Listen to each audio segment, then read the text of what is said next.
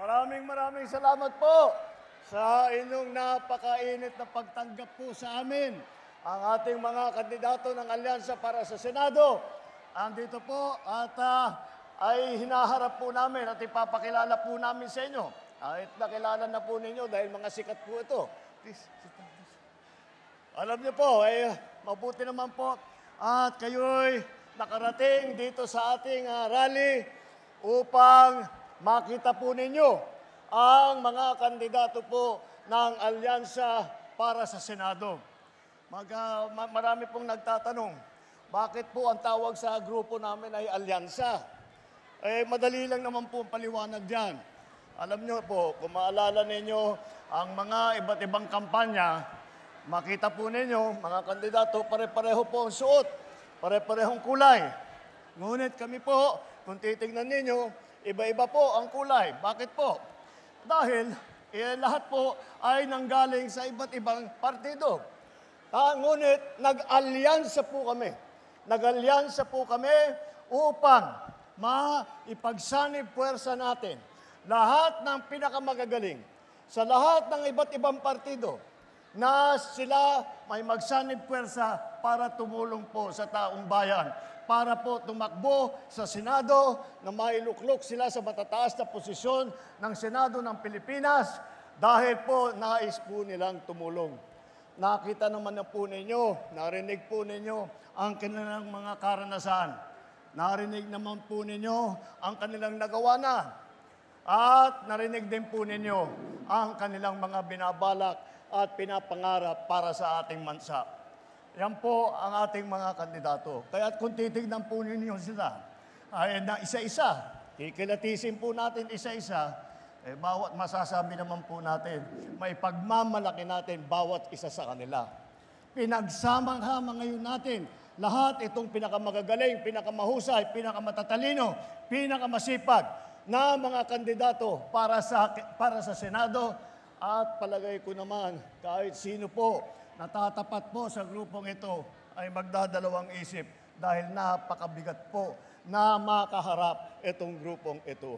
Kaya ako po, sinasabi ko po ay marami po na akong pinagdaanan na kampanya, ngunit ngayon po ay ang pakiramdam ko ay napakapalad ko po na bilang isang Pangulo ay meron akong magiging kasama na mga magigiting na senador.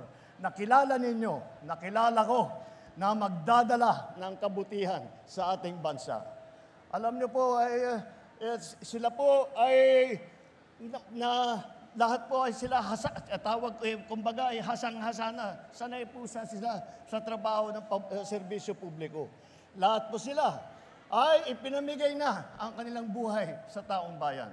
Ipanimigay na ang kanilang pawis at sakripisyo para sa taong bayan, para magserbisyo publiko. Kaya po ay lahat ay may pagmamalaki natin. Hindi po ako nahihiya na iharap sa inyo, kung hindi, nais ko pong ipagmalaki sa inyo ang ating mga kandidato.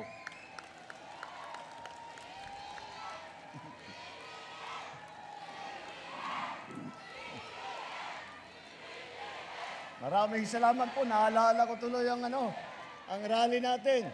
Alyansa na ang sigaw natin. Alyansa! Alyansa!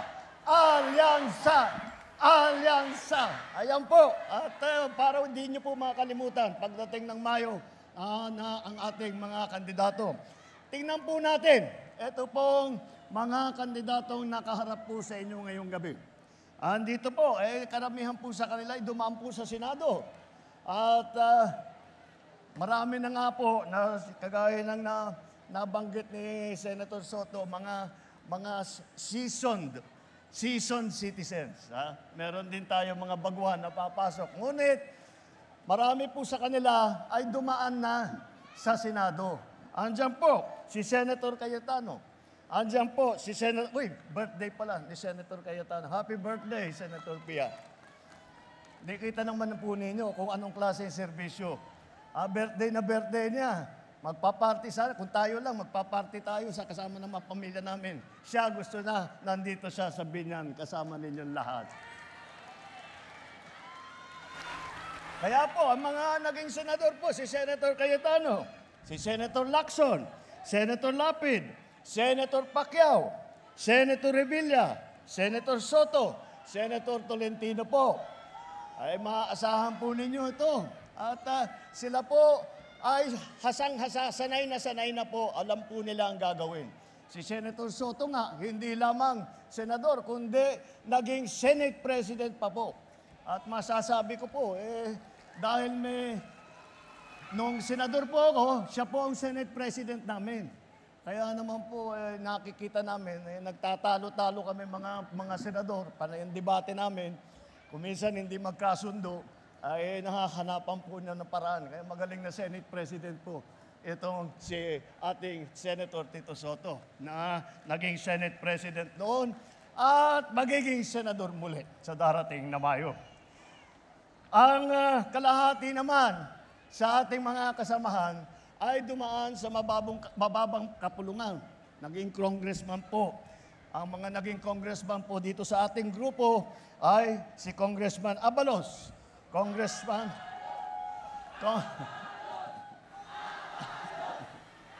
Ayos!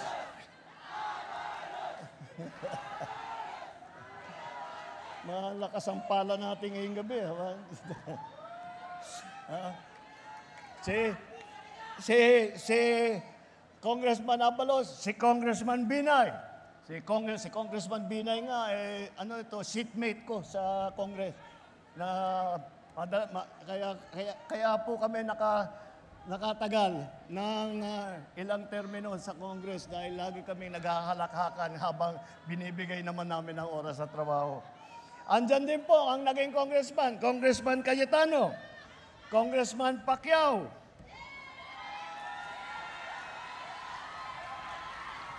Congressman Tulfo, Congressman Villar.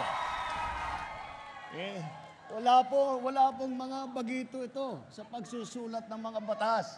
Wala po sa kanila ay mga baguhan. Kaya't maasahan ninyo kapag sila ay nahalal na at umupo sa Senado ay mula pa sa unang oras na kanilang pagserbisyo. Sa unang oras ng unang araw, makita po ninyo, magsisimula na kaagad ang kanilang trabaho. Hindi na po kailangan mag-on-the-job training. Alam na po nila ang gagawin nila. Alam na po nila kung paano paandarin ang pamahalaan. Alam po nila kung paano sumulat ng magagandang batas para matulungan ang ating mga kababayan. At ang ilan naman po sa kanila, 4 po ay dumaan po, humawak po ng cabinet level position.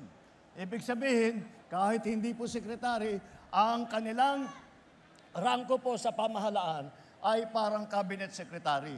Andito po si Cabinet Secretary ng DILG, Secretary Benhur Abalos.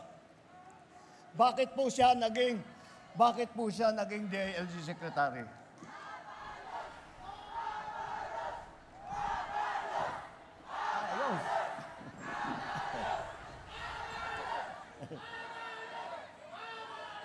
Alam niyo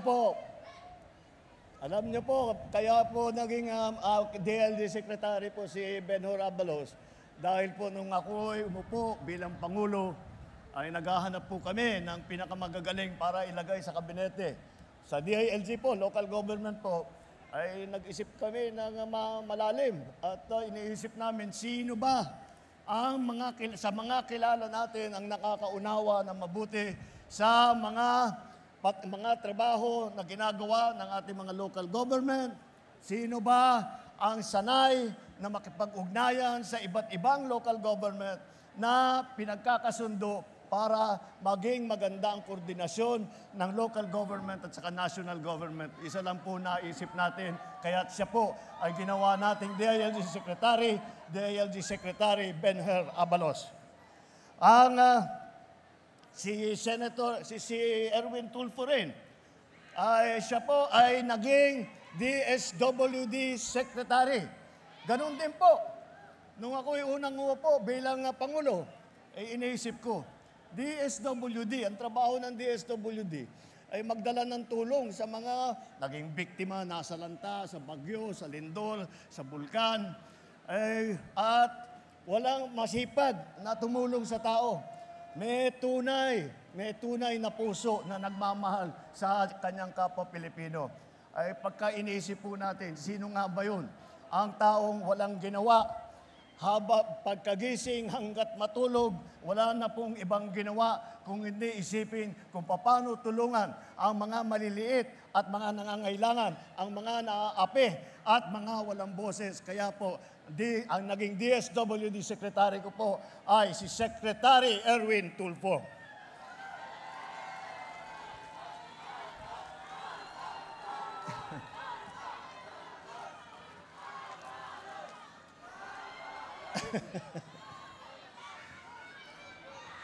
Si Senator Tolentino naman po, siya po ay MMDA po siya. Metro Manila Development Authority. Napakahirap po na trabaho yan. Dahil po, ang trabaho ng MMDA, ipagsama-sama ang lahat ng mga lungsod, mga bayan ng Metro Manila, ng NCR, at para magkasundo sila, para maging lahat ng proyekto na ginagawa ng MMDA ay maging matagumpay. At yan po ang kanyang ginagawa. At nung panahon po niya, meron po akong maikikwento sa inyo. Nung kami po ay nasa Tacloban, nasa Leyte po, nang pagkatapos po ng Yolanda, kami na nandun, kami na tiga roon, ay nagmamakaawa na sa national government na magpadala ng tulong. Nag-aantay po kami ng kahit ano, na relief goods, kahit na ano, tubig, kahit na ano, na maiparating sa mga naging biktima ng Yolandang napakalakas na bagyo. Alam nyo po, nagulat po kami. At nakita namin, may truck na dumating na MMDA, dala-dala po ni Senator Tolentino. Dala-dala niya. Sabi ko, biruin ninyo, galing pang Maynila, na ipaabot niya hanggang sa Tacloban, Leyte, hanggang sa Samar, pinaabot niya yung kanyang heavy equipment. Kaya hanggang ngayon, kami po na tiga Leyte, kami po ng mga waray-waray, hanggang ngayon ay nagpapasalamat po kay Senator Tolentino sa napakalaking tulong. Marami po siya nasalba na tao dahil sa kanyang ginawa. At tungkol din sa Yolanda, ang ating butihing Senator Ping Lacson, siya po ang namuno siya ay naging Presidential Assistant for Rehabilitation and Recovery. Ang ibig sabihin po, siya ang namahala ng pagdaan na ng bagyong Yolanda. Siya po ang namahala para sa pagpatayo ng mga bagong bahay, pagpaayos ng mga kalsada, pagpaayos ng mga iba't ibang water system, lahat yung kuryente namin, ay siya po ang namahala niyan. At marami kundi po sa kanya, ay palagay ko hanggang ngayon naghihingalo pa ang Eastern Visayas. Malaki po ang pinagbago ng Eastern Visayas dahil sa trabaho po ni Senator Ping Lacson. Ngunit bukod pa ron, kahit na cabinet level position yun, si Senator Lacson naging hepe ng PNP, hepe ng pulis ng buong Pilipinas. At hindi ko makalimutan, pag unang-unang press conference niya, nung ginawa siyang chief PNP, ay sabi niya, susukatin daw niya yung mga bewang ng mga pulis dahil pagka malalaki daw ang tiyan, hindi makatrabaho ng mabuti. Kaya naman makita mo yung mga pulis ngayon, malalakas ang katawan at handa na magserbisyo. At noong panahon po niya bilang chief PNP, yun ang panahon na ng approval rating ng PNP ng ating buong bansa ay ang pinakamataas na approval rating na naabot ng PNP. Hanggang ngayon po, sa buong kasaysayan po, hindi na naulit yon. Hanggang ngayon po, hindi pa naulit yon. Kaya po, yan po ang mga performance ni Chief Ping Lacson nung panahon niya sa PNP.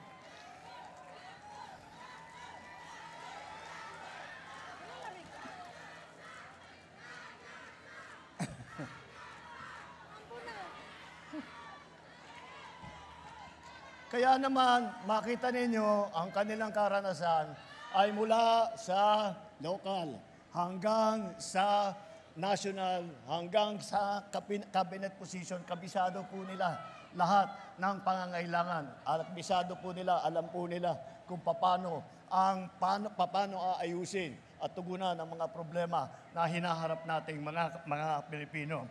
Ilan po sa kanila din, kaya local government, pag-usapan natin. Ilan po sa kanilang naging gobernador.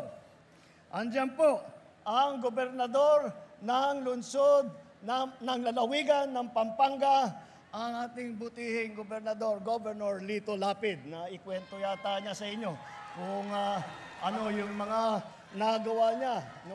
Kung makita po niyo ang Pampanga, parang Laguna po. Ang bilis ng pag-unlad. Ang ganda po ng naging development doon.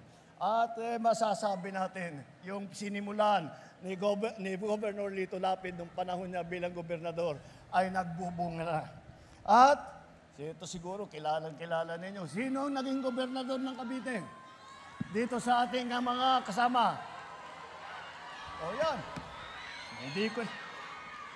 Hindi ko na nga pala kailangan ipakilala. At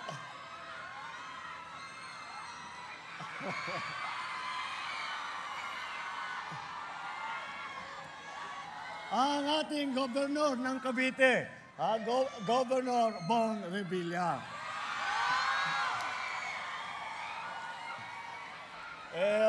Kayo naman karatig lalawigan ninyo ang Cavite. Nakita ninyo, parang Laguna din po ang naging pag-unlad ng Cavite. At yun din, kagaya po ng ating mga ibang local official na nandito ngayon na tumatakbo bilang senador. Kagaya po sa kanila, lahat po ng mga pangyayari ay masasabi natin na simulaan po nung panahon ni Governor Bong Revilla sa Cavite.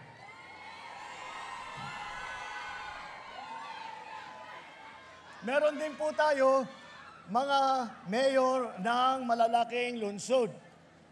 Nabanggit na po yata niya na si Mayor Benhur Abalos ng Mandaluyong City.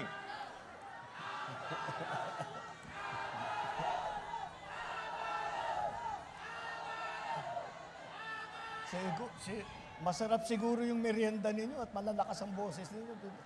Nagpakain nata si Benhur. Siya po ay naging mayor ng Mandaluyong at nung panahon niya bilang mayor, marami po siyang sinimulan. Marami siyang mga inisyatibo.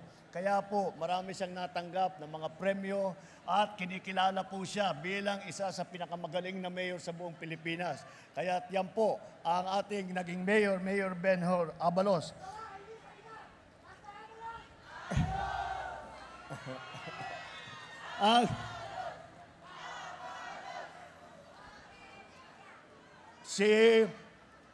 Nabanggit na rin po yata ni Senator Tol na siya ay malapit lang papunta dito basta tutungo ka ng papuntang dito sa highway o mapupuntahan mo siya yung kanyang kung saan siya naging mayor po ng Tagaytay City, ang ating butihing Mayor Tol Tolentino. Kaya alam niyo po, may experience din po sa local government. At tatanong ko sa inyo, alin ang pinakamayaman na lungsod sa buong Pilipinas?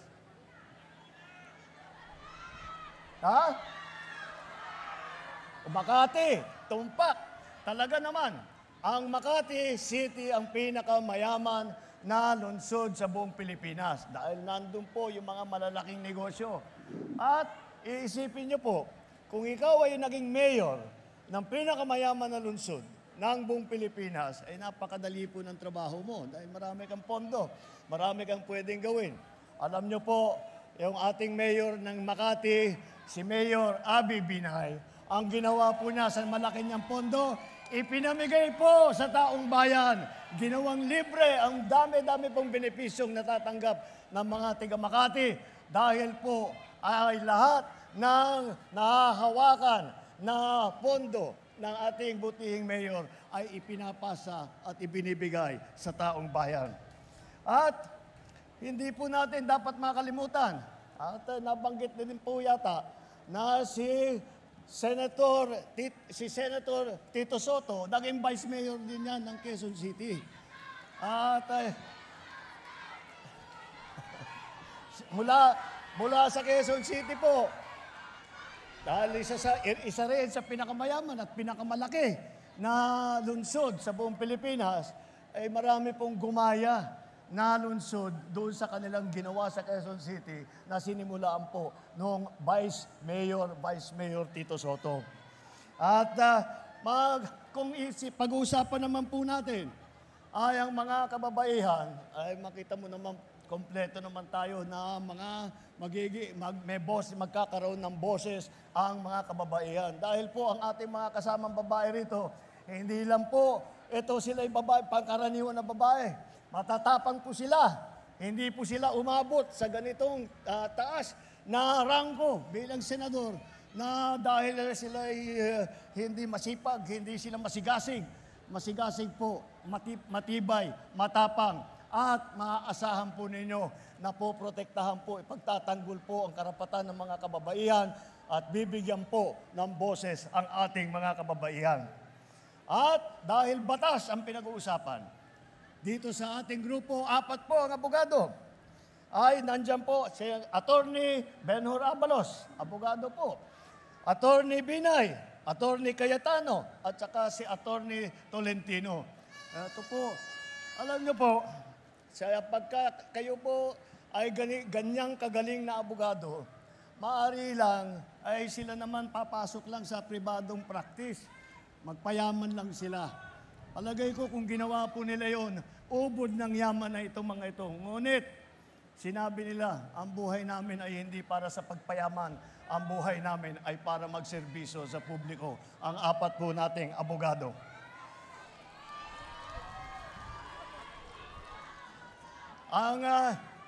At tignan naman po natin na baka naman karamihan ng ating mga kandidato ay tiga Maynila. Hindi.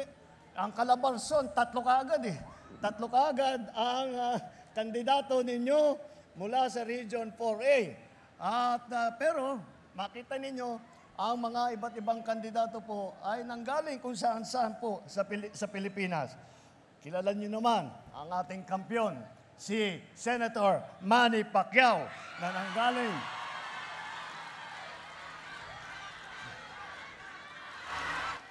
nanggaling po sa Bukidnon, sa Jensan, sa Langani. At doon po siya lumaki at doon po siya dahan-dahang nagtrabaho, dahan-dahang nagtraining, nagsusumikap. Kaya naman po naging kampyon.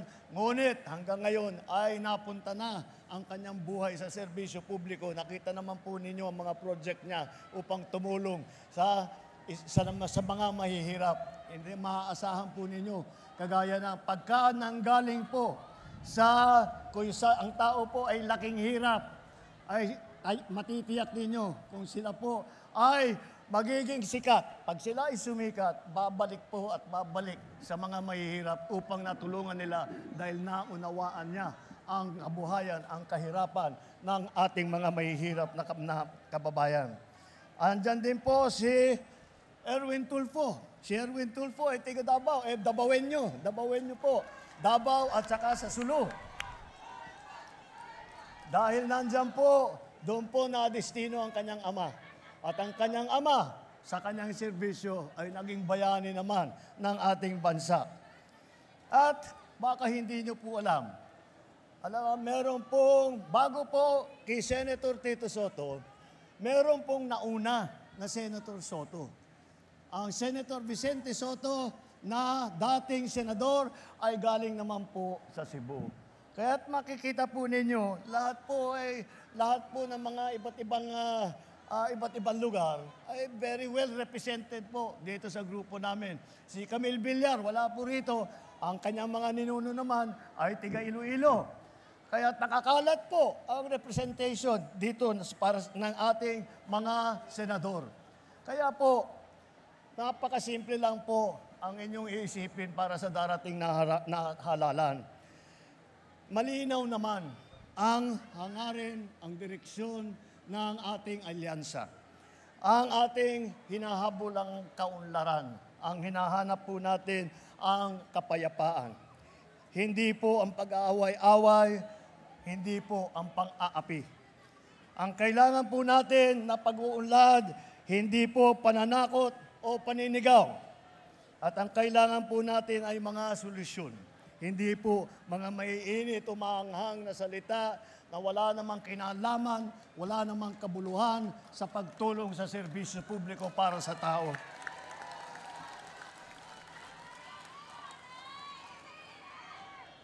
Ang ating mga kandidato ng alyansa, kasama po natin sa pagtataguyod ng interes at kapakanan ng bawat mamamayang Pilipino. Ipapaglaban natin ang ating soberanyo. Kapaglaban natin ang ating mga karapatan sa pamamagitan po ng diplomasya at ng dignidad ng Pilipino. Hindi natin isusuko kahit 1 pulgada ng ating teritoryo na hindi tayo kailangan sumunod sa kahit sino pang dayuhan, kahit pa sila ay makapangyarihan at nananakot sa atin. Tayo po ay mga Pilipino at may panindigan at paninindigan po natin na tayo ay may karapatan na ipagtanggol ang ating minamahal na Pilipinas, na dapat ang makagamit ng kayamanan ng ating bansa ay dapat naman ay ang Pilipino rin. Sa laban naman sa krimen, alam niyo po, wala po dito sa amin ang naniniwala na ang paglaban sa krimen, ang paglaban sa droga ay kailangan pumatay ng libo-libong Pilipino. Hindi po ganun ang tamang paraan upang pagandahin ang kapayapaan, upang malabanan ang krimen, upang pabagsakin ang mga drug lord. Hindi po pumatay ng Pilipino. Ang tamang paraan ay tiyakin na para matiyak natin ang kapayapaan, ay bigyan po natin ng magandang suporta ang ating mga kapulisan. Bigyan po natin ng magandang suporta ang ating mga local government. Magsumulat po tayo ng magagandang batas na tunay na magbibigay ng kapangyarihan sa ating mga kapulisan, sa ating mga local government leaders para maitigil lahat ng mga nangyayaring krimen, para maitigil lahat po ng mga nangyayari para pagkalat ng droga, para sirain ang buhay ng ating mga kabataan. At pagdating naman sa ekonomiya, ay sa aking palagay naman, huwag na po tayo papasok sa mga illegal na mga industriya kagaya ng Pogo. Hindi po natin yan kailangan. Yung Pogo na yan, ang nangyari dyan, lahat po ng krimen ay nanggaling, maraming krimen ang nanggaling doon. Ang karahasan ay dumami dahil po sa Pogo. Kaya po tinanggal na po natin. May tunay po na solusyon dyan para sa trabaho at para sa ekonomiya. Ang solusyon ay ang tunay na trabaho, kabuhayan, suporta sa mga maliliit at sa mga nangangailangan. Kaya po, magkaisa po tayo. Magkaisa po tayo sa ating alyansa. At huwag natin gawing alyansa lamang nitong 11 na tao, 11 na kandidato na tumatakbo bilang senador na kasama sa alyansa. Samahan niyo po kami. Samahan niyo po kami at magka-alyansa rin tayo. Magkapit-bisig po tayo at sama-sama po natin pagandahin ang buhay ng bawat Pilipino. Magsama-sama po tayo, magtulungan po tayo, mag-alyansa po tayo muli upang ipagpalabanan ang kahirapan, upang labanan ang krimen, upang labanan ang mga drug lord na pumapasok dito sa Pilipinas. Ito po, hinaharap ko po sa inyo ang ating alyansa na siyang gagawa at siyang magtatrabaho upang pabalikin ang kapayapaan dito sa ating minamahal na Pilipinas. Maraming salamat po.